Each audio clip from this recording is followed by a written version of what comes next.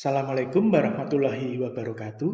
Perkenalkan, saya Dr. Rifandra Rezani, SPD MPD, dari Program Studi S1 Pendidikan Teknik Mesin, Departemen Pendidikan Teknik Mesin, Fakultas Teknik Universitas Negeri Yogyakarta. Saya mengampu mata kuliah kerja bangku yang ditujukan bagi mahasiswa Program Studi S1 Pendidikan Teknik Mesin semester 1 dengan kode mata kuliah MSN 60212 dengan bobot 2 SKS. Mata kuliah ini membekali mahasiswa dengan kompetensi dasar, pengerjaan logam secara manual, menggunakan perkakas tangan dan mesin sederhana sesuai prinsip 5R atau 5S, K3LH, dan penggunaan instrumen pengukuran semi presisi dan presisi, baik digital maupun non-digital. Pembelajaran dirancang secara bertahap dan terintegrasi mulai dari penguasaan pengukuran, pembuatan layout, pengikiran, pengeboran, penguliran, pengepasan, hingga pembentukan profil benda kerja sesuai dengan standar industri. Capaian pembelajaran lulusan atau CPL dalam mata kuliah kerja bangku yakni CPL 4, CPL 6, dan CPL 8 seperti yang tertuang dalam Rencana Pembelajaran Semester atau RPS. Capaian pembelajaran mata kuliah atau CPMK yakni 1. Menguasai konsep dan prinsip-prinsip dasar teori pengukuran dan keselamatan kerja pada kerja bangku. 2. Menguasai prinsip kerja penggunaan perkakas tangan dan mesin pada kerja bangku. 3. Mampu menyusun rencana kerja pada kerja bangku. 4. Mampu mempersiapkan dan melakukan pekerjaan pada kerja bangku. Materi dalam satu semester memuat prinsip dasar teori pengukuran dan latihan mengukur benda kerja, serta prinsip dasar keselamatan kerja, prinsip kerja penggunaan perkakas tangan dan prinsip kerja penggunaan mesin bor, rencana kerja atau work preparation, menggambar layout, menstempel huruf dan angka, mengikir rata, menggergaji lurus, mengebor dan chamfer, mengebor bertingkat, mengulir dalam menggunakan tab, mengikir pengepasan, serta mengikir bentuk mal ulir, sudut luar, radius, dan malbor. Sistem pembelajaran dilaksanakan secara tatap muka yang memuat DIA, meliputi 1. Delivery, yakni penyampaian materi dari dosen.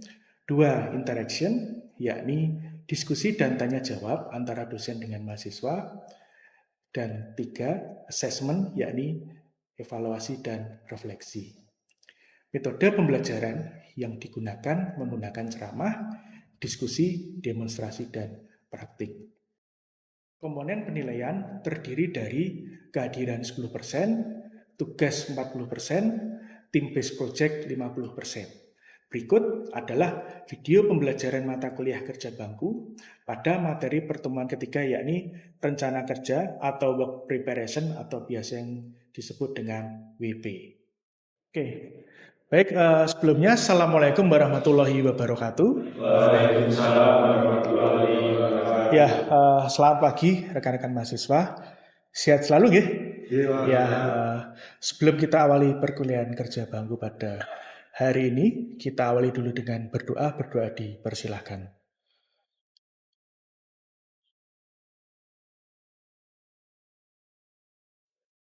Terima kasih.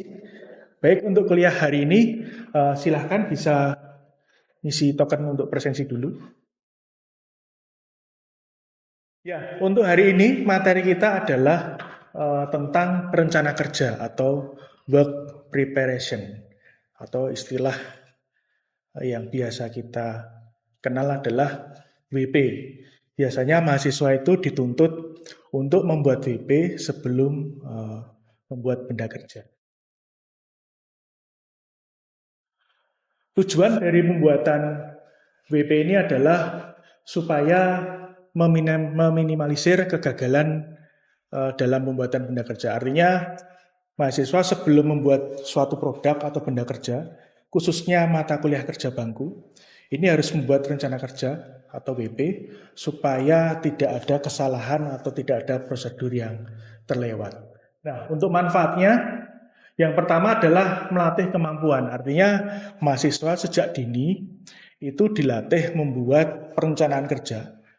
Berikutnya menentukan urutan proses kerja. Artinya apabila proses kerja itu disusun secara runtut, maka harapannya dapat meminimalisir terjadinya kesalahan kerja. Berikutnya adalah mengidentifikasi peralatan yang digunakan. Berikutnya meminimalisir kegagalan. Karena kalau ada kegagalan nanti langsung menyambung berikutnya yaitu meminimalisir pemborosan bahan. Nah, karena boros maka menyambung terkait dengan efisiensi waktu. Berikutnya adalah meningkatkan kualitas produk. Itu jelas bahwa produk yang dibuat itu kualitasnya sangat dipengaruhi oleh WP atau rencana kerja. Berikutnya menjadi pedoman, memastikan bahwa perencanaan kerja itu sudah tertata dengan baik, sudah tersusun dengan baik. Dan terakhir adalah bekal pada saat bekerja di industri manufaktur. Nah, ini adalah lembar WP yang mungkin beberapa waktu lalu sudah saya share atau saya kirimkan dan sudah disiapkan oleh mahasiswa. Bahwa yang pertama adalah jenis pengerjaan dan gambar. Ini nanti nanti akan saya jelaskan pada slide berikutnya. Berikutnya terkait dengan mesin. Nah, ini jelas mesin itu harus dituliskan merek dan tipenya karena karakteristik dari mesin itu sangat berbeda-beda. Dan peralatan yang dipakai itu peralatan tidak hanya alat bantu tapi ada alat potong, alat ukur dan sebagainya.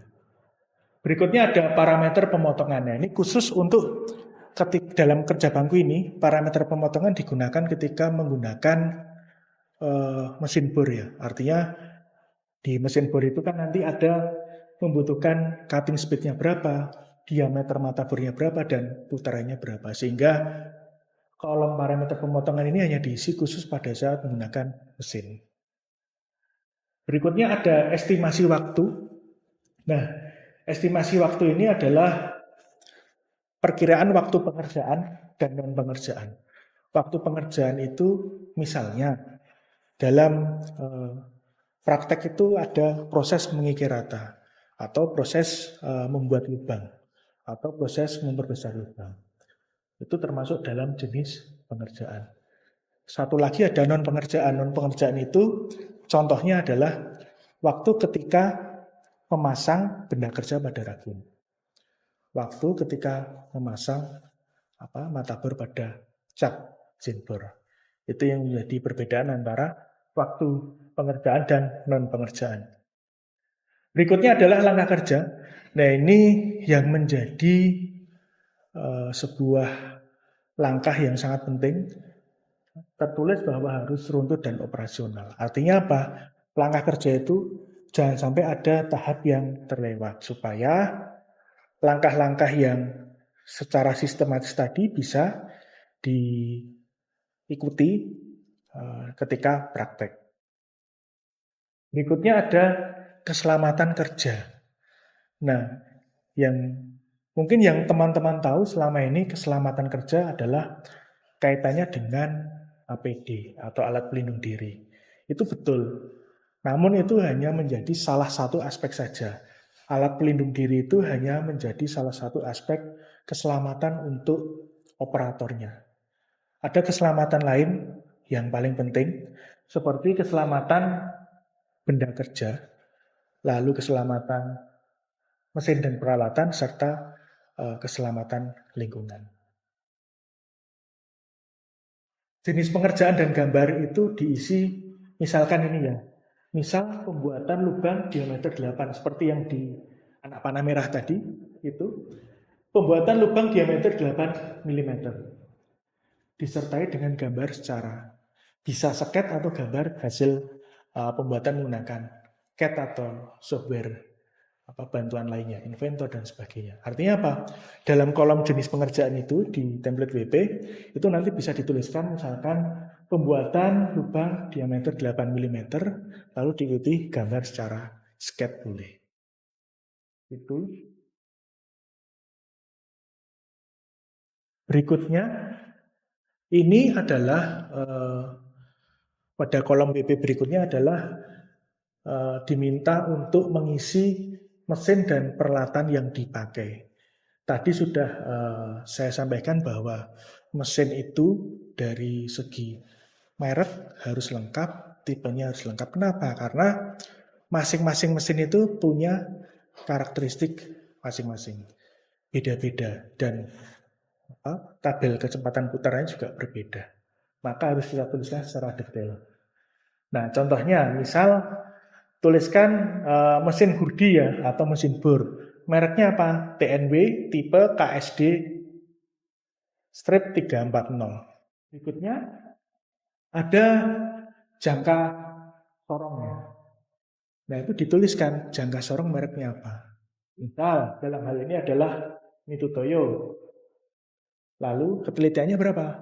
0,01 mm misal. Lalu yang terakhir adalah mata bor HSS. Seperti ini ya.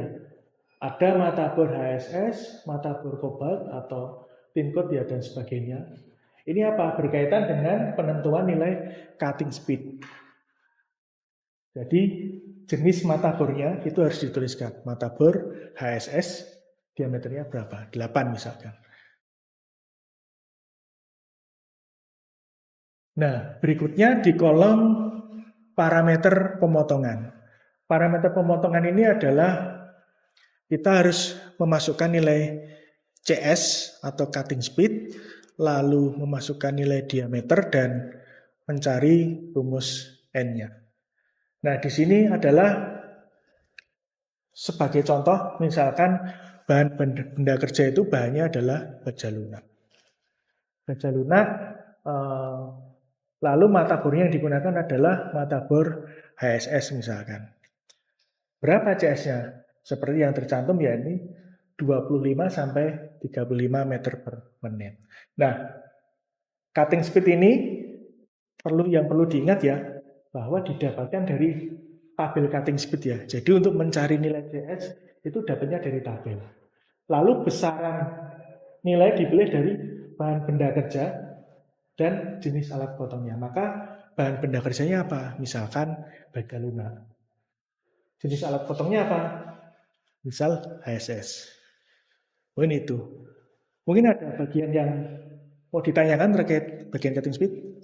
Oke, ya silakan Mas. Nilai CS baja lunak itu kan 25 sampai 35. Ya. Nah, kita nanti sebaiknya pilih yang mana? Ya.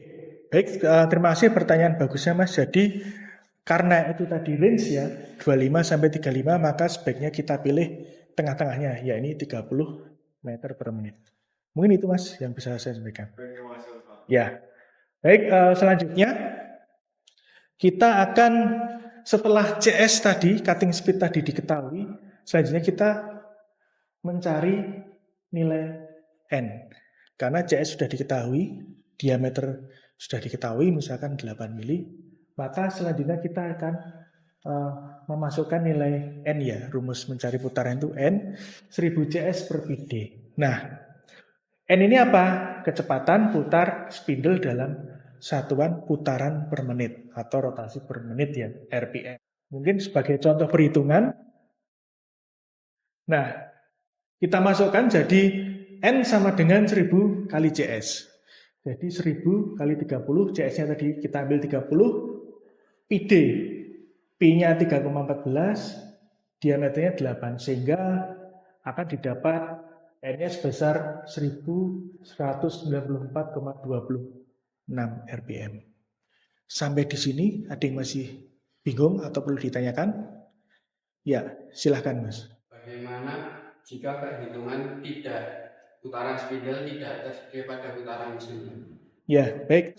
Terima kasih pertanyaannya. Jadi untuk kecepatan putar ini misalkan 1194,26 RPM, apabila tidak ada dalam tabel atau angka putaran di mesin bornya, kita pilih yang paling mendekati. Sebagai contoh, di sini saya ambilkan contoh dari mesin Hurdi tipe KSD 340. Ini dari hasil tadi ya 1194,26 rpm. Ini ternyata dalam tabel mesin tidak ada. Maka kita pilih yang paling mendekati, yaitu berapa? 1330 rpm. Mungkin itu sekedar gambaran supaya apabila nanti dalam praktek hasil perhitungan WP itu pasti beda dengan di mesin. Nah, solusinya adalah kita ambil yang paling mendekati.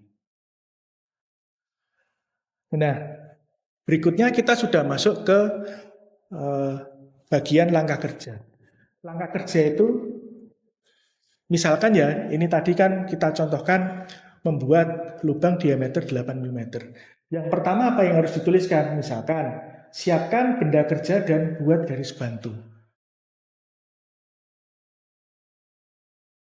Berikutnya, misalkan pasang benda kerja pada ragum meja dan pasang matabor pada cak ya. Nah, mungkin bisa dijelaskan juga nanti misalkan dalam pemasangan ragum itu posisinya yang benar seperti apa. Nah, berikutnya lakukan proses pembuatan lubang diameter 8 mm hingga tembus.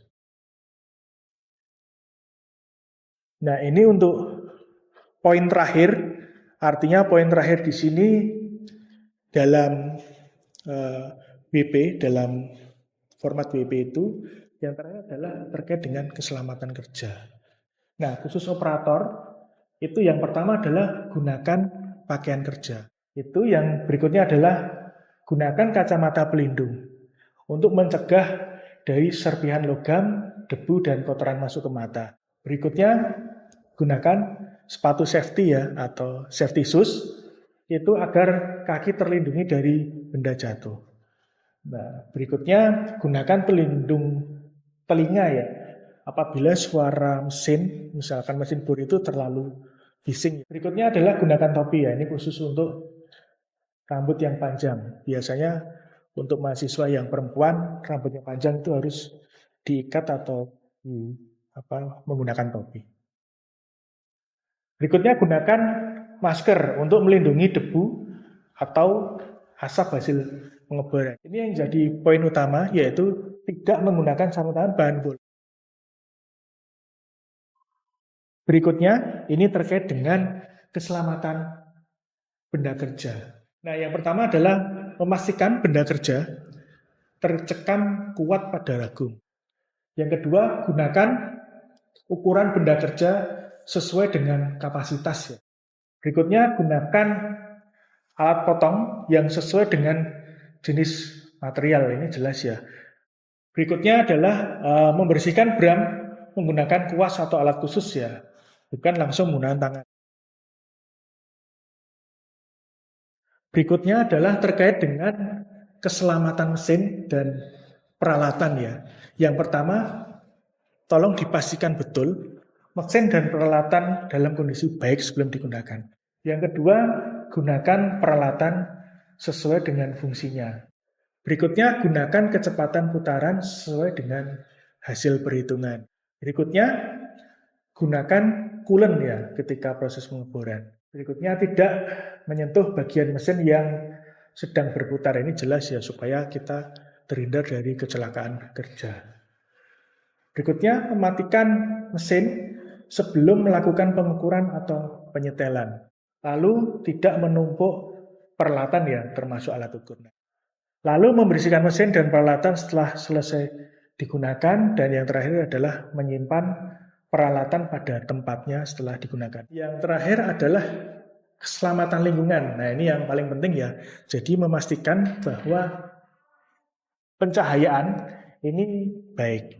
Yang kedua, menjaga sirkulasi udara di ruang praktek supaya tetap ya baik atau optimal. Yang berikutnya, menjaga area kerja tetap bersih dan rapi. Berikutnya, segera membersihkan oli atau coolant yang tumpah agar lantai tidak lincin. Berikutnya, tidak membuang limbah logam sembarangan. Nah, yang terakhir adalah memastikan jalur evakuasi dan alat pemadam mudah diakses. Baik, itu tadi terkait dengan WP secara keseluruhan, sehingga kesimpulannya adalah perencanaan kerja yang baik itu akan berpengaruh terhadap kualitas suatu produk. Nah, itu mungkin sedikit paparan. Sampai di sini ada yang ingin ditanyakan? Oh iya, silakan Mas. Sebenarnya untuk apa dampak yang timbul jika pemilihan parameter pemotongan itu kurang tepat? Oke, terima kasih atas pertanyaannya. Yang pertama adalah kualitas dari benda kerja akan menurun karena eh, parameter yang digunakan tidak sesuai dengan yang seharusnya. Seperti misalkan permukaannya lebih kasar dan sebagainya. Yang kedua terkait dengan usia alat potong ya, pasti harusnya itu bisa lebih awet lebih lama, itu semakin pendek umurnya karena tadi parameter yang tidak sesuai. Itu yang bisa saya sampaikan, Mas. Terima kasih, Pak. Baik, ini referensi yang bisa digunakan sebagai acuan dalam buat WP yang bersumber dari internasional ya. Selain ini, mahasiswa juga bisa menggunakan atau bisa memperkaya lagi dari sumber-sumber lainnya, termasuk dari artikel dan sebagainya. Nah, berikutnya kita akan memasuki sesi latihan ya. Jadi kita praktek untuk latihan membuat WP untuk job mengebor dan chamber. Dari gambar ini diketahui bahwa bahan yang digunakan adalah mill steel. Dimensi awalnya adalah 50 kali 50 kali 20 mili.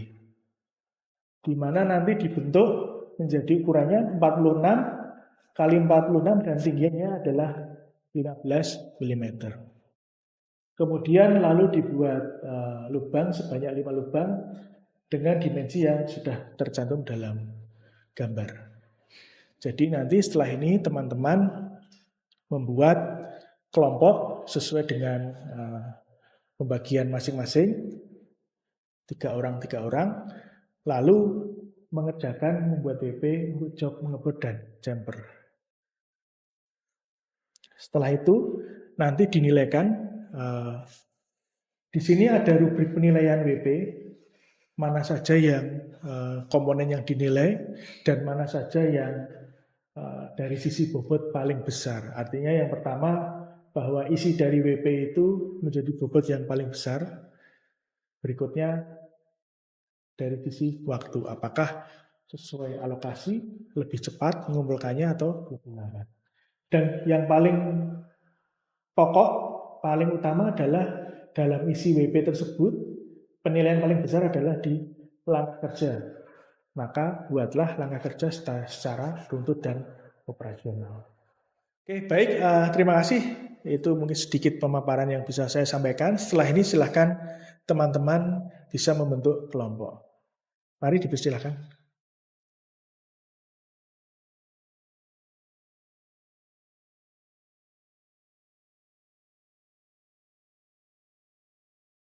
Sesi terakhir Mas, terkait estimasi waktu pengerjaan itu bagaimana?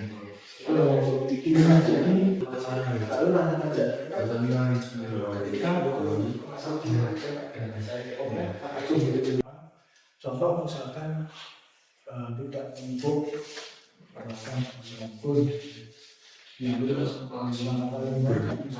bisa dilihat aja. Namun untuk misalnya ini yang buat kita itu bisa ditulis. Oke, baik, sudah selesai semuanya? Sudah ya. Baik, WP ini saya nilai individu per orang. Namun karena ini tadi kelompok, jadi minimal masing-masing satu kelompok bisa salah satu mahasiswa bisa menilaikan ke saya. Terus nanti di akhir kita lakukan refleksi ya, supaya mahasiswa semua tahu apa yang menjadi masukan dalam WP. Mungkin dimulai dari sini dulu, silakan.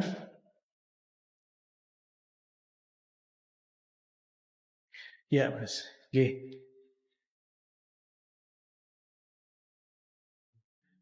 Jangka sorong ini ya Mas, apa ini kurang detail ya. Harusnya Ukuran. jangka sorong ya ketelitiannya berapa. Terima kasih. Ini silakan dilengkapi lagi ya Mas ya untuk WP-nya. Pak. Iya. Ya. Berikutnya dari kelompok sana, silakan. Iya, Mas. Iya.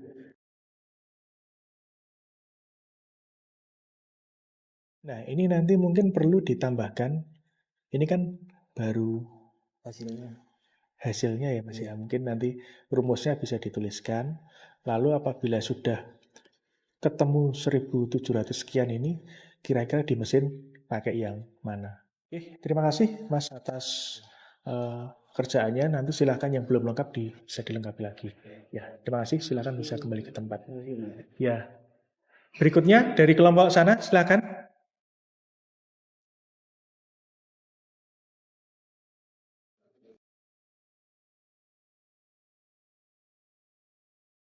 Ya, silahkan Mas.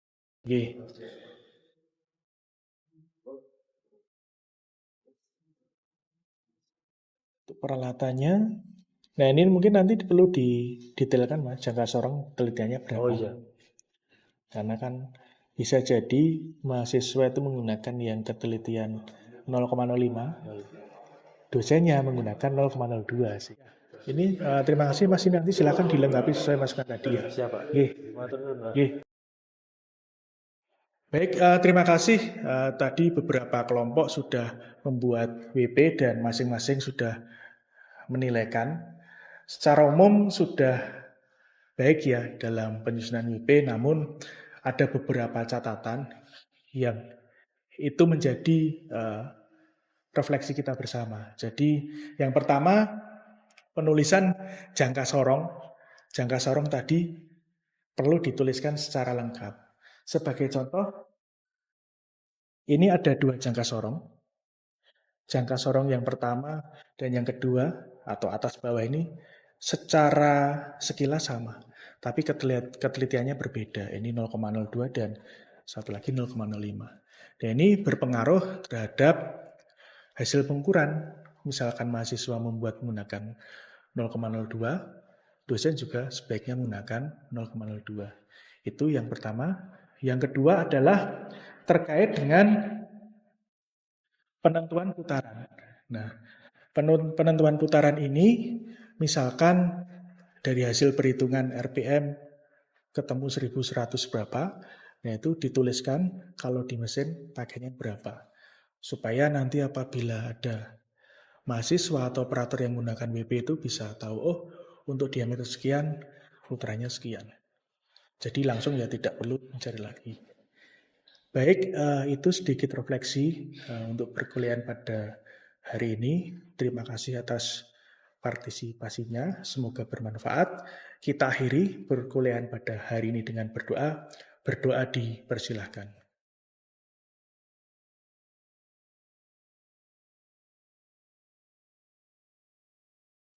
Terima kasih, kurang lebihnya mohon maaf. Wassalamualaikum warahmatullahi wabarakatuh. Waalaikumsalam warahmatullahi wabarakatuh. Demikian pemaparan video pembelajaran mata kuliah kerja bangku pada program studi S1 Pendidikan Teknik Mesin.